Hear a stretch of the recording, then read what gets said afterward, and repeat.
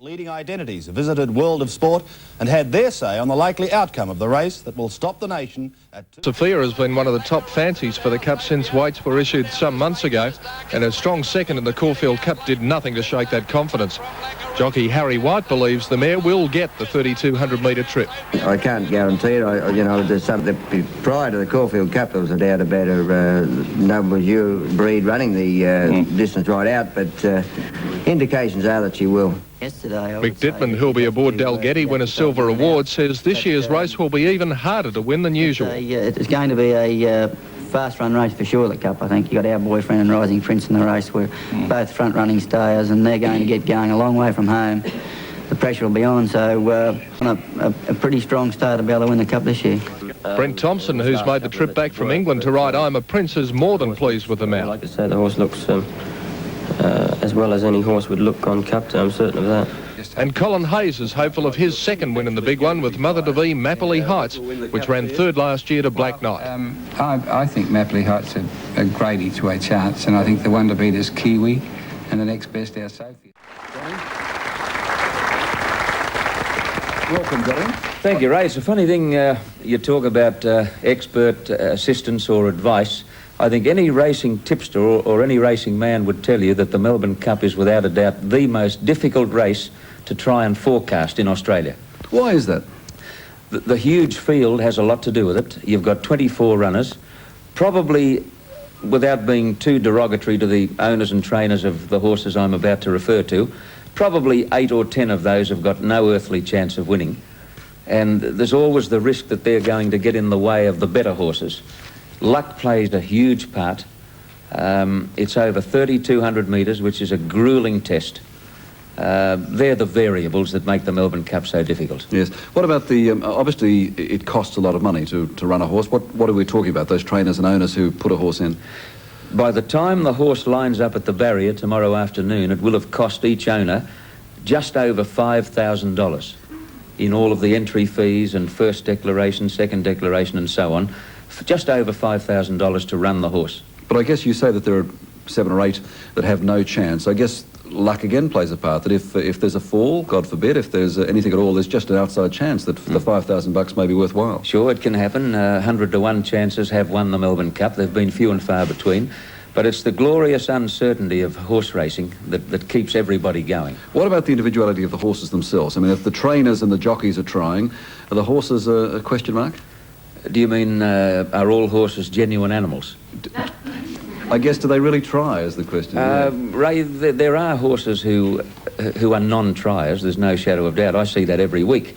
Horses that, to my eye, are simply not giving their best. It seems to develop as the horse gets older. When they first race as 2-year-olds, they're pretty fair dinkum.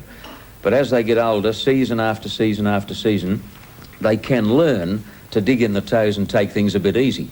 They can be completely oblivious to the jockey and the use of his whip and his urgings. Horses like that one, for instance, who just made up his mind, I've had enough, Jack, cop this. But they're probably in the minority. Yes. Well, is there... you mentioned 3,200 metres, 2-mile race. Are these horses bred specifically for that, like Kiwi, for example? I mean, do owners and trainers actually plan something, this horse for this race? Ray, pedigree obviously comes into the ability to run the 3,200 metres. The funny thing, you know, they can all run the 3,200 metres. It just takes some of them a hell of a lot longer than others to do it. I've got a theory on horse genetics. I don't think the man's been born who can prophesy horse genetics. You know, the formula is to mate the best with the best and then hope for the best. Generalising, obviously, there are staying lines and sprinting lines, but you'll always get an exception to the rule. There's a horse running in the Cup tomorrow called Sprightly Native, who's by a sire called Yalla Native, the majority of whose stock are sprinters. Now, he's a freak. He's an absolute breeding freak, Sprightly Native. He might win. And Kiwi I mentioned, of course. He seems to stay on the other side of the Tasman and win a couple of long races there and hangs around for the Melbourne Cup each year. Yeah, I think the horses to back in the Melbourne Cup are the horses that are proven at the 2 miles.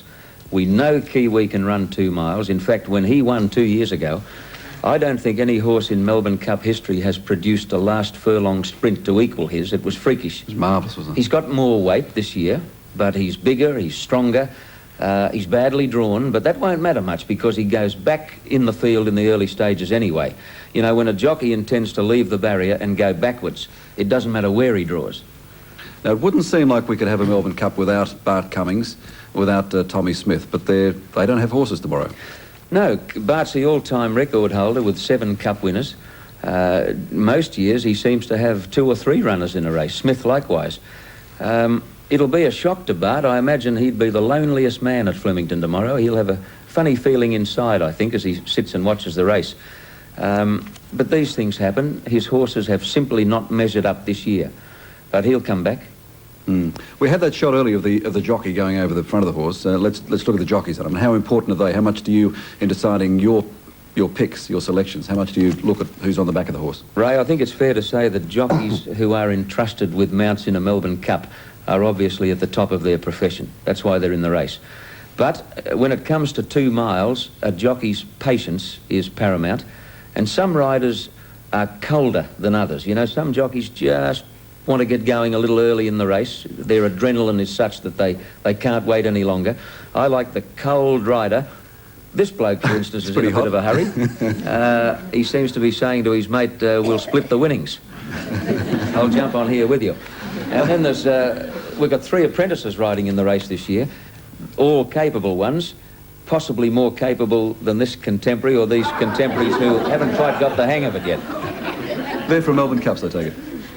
I doubt it. You doubt it? What about weight? We hear about horses getting, winning something like the Caulfield Cup beforehand and getting an extra kilo. Does that make much difference? At the end of 2 miles, a kilo can make a hell of a difference, Ray. When a horse, let's say Trish Stark, for instance, who won the Caulfield Cup and incurred a penalty because of that, let's assume she's in front everywhere but the last stride and something comes along to beat her in a close finish. You've got to say that the Caulfield Cup penalty would make the difference between winning and losing. It certainly does make a big difference. Every ounce counts at the end of 2 miles. What about sex then, male and female? You mentioned Trish Stark as a filly. What about other fillies in there? Actually, there's a better mares representation this year than I can recall in recent times. There are 5 mares with good credentials. Trish Stark, Mapperley Heights, Coiro, Corrie May, our Sophia. I think she has a great chance in the race. One of the favourites. Well, Dame Edna mentioned Mapperley Heights. That's the pregnant one, isn't it? Yes, she's in the early stages of pregnancy. Veterinary surgeons are of the opinion it will make no difference and will be of no detriment to her or the foal. There she is, Mapperley Heights, a big, strong mare. She's a beautifully proportioned mare. She ran 3rd in the Melbourne Cup last year. She's a genuine 2-miler and all she can do is stay.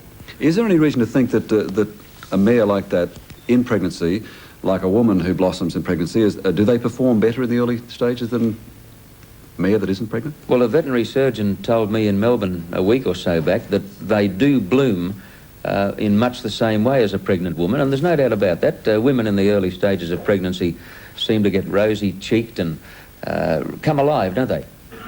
They might play social tennis or some light sport. Few eyebrows raised there, Johnny. It's pretty hard to relate a game of social tennis with a pregnant woman to a thoroughbred mare straining to win a 3,200 metres Melbourne Cup, I suppose. You're not wrong. You're not wrong. But everything's relative. You know, the horse is a massively built animal, and according to vets that I've asked about it, they say there is no chance of harm to the mare or foal. Yes. All right. What about tips then, for those people who are waiting with bated breath here? Well, I've been a late show fan for weeks and weeks and weeks. I've been watching his lead-up races with great interest. He ran in a race on Saturday called the McKinnon Stakes, which was over 2,000 metres. Too short for him, admittedly. Right. And he was last for most of the way. But I still thought he was entitled to get past 3 or 4 horses in the straight. And he didn't. He ran second last. Now, his jockey and trainer weren't overly concerned because they point out he has been trained exclusively for the 2 miles. But I just felt he should have maybe got past more than he did. But I don't want to be a piker, right? So I'll stick. Make Late Show my #1 selection, Ray, putting in our Sophia for second. Right. She's trained by George Hanlon, who won with Black Knight and with R1. He knows what it takes to win a cup. And Old Kiwi for third. Sentimental reasons? Well, I'm sentimentally attached to him. I think everybody is. And to his old trainer, Snowy. £110. A small fortune in those days. Today, the excitement and atmosphere of the track hasn't changed, only the people. I wonder what great Brennan would say if he knew that the prize money this year is $1 million. For 124 years, a horse race has stopped the nation. The fastest Melbourne... Even Shane Brennan reports. 4-year-old mares dominate betting for this year's Cup, with Our Sophia the second favourite at 6-1, with Caulfield Cup winner Tristark and mother-to-be Mapley Heights well in contention at 7-1. But it was the 1983 Melbourne Cup winner Kiwi who rocketed to outright favouritism today with a slashing track gallop at Mornington. It was Kiwi's fastest track time recorded in his 3 visits to Australia. Last year's winner Black Knight is at 10-1, with the outsider of the field being Hayai at 100-1. While the build-up to the Cup continues, TAB agencies in Ballarat report doing a brisk business today on the race. The TAB expects more than $9 million to be invested on the race. As a result of the demand, tomorrow, TAB agencies will open at 9 a.m. While last Saturday's racing did little to boost the chances of any of the fancies running in the Cup, Our Sophia, Kiwi and Mapley Heights are the most favoured to take out the prestigious event. Can I have your selection for the Melbourne Cup tomorrow? Melbourne Cup, yeah, Kiwi. Mapley Heights. Mapley Heights? Lack of reason. Lack of reason. Same with me, lack of reason. Oh, sorry, I have absolutely no idea. Our Sophia, mate. Walk at him. Our Sophie. I don't even know what horse is in it. My Waverley Heights. Home and home. And Shane Brennan believes he can pick the trifecta in tomorrow's big race in 1. He's gone for Our Sophia to win.